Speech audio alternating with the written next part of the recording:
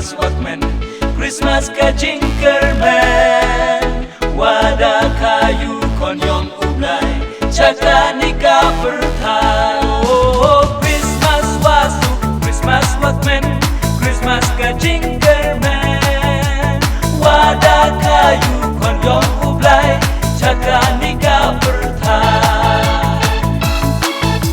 Christmas wasu, Christmas workman, Christmas ka jingerman.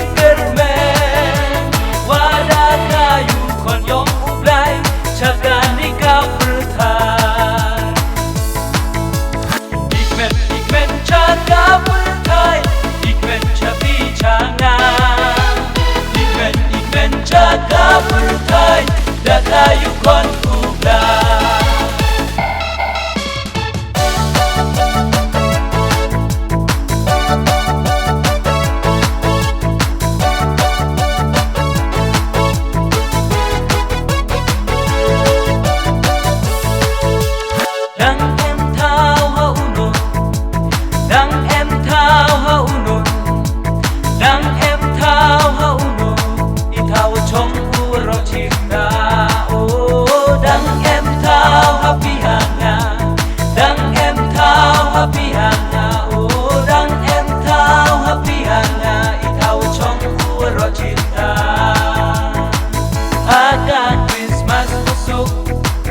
Christmas gawapla, ikmen tsaka pyrthai, ikmen chapi changa.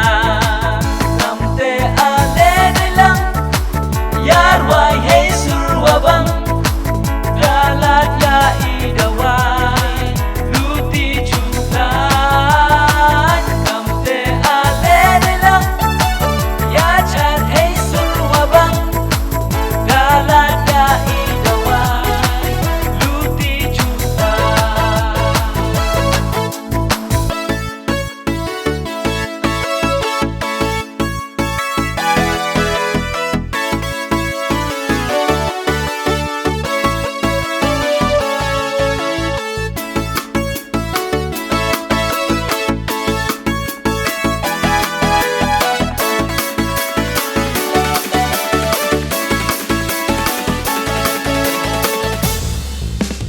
I will sing Hosanna, I will sing Hosanna, singing around before the joy of glory.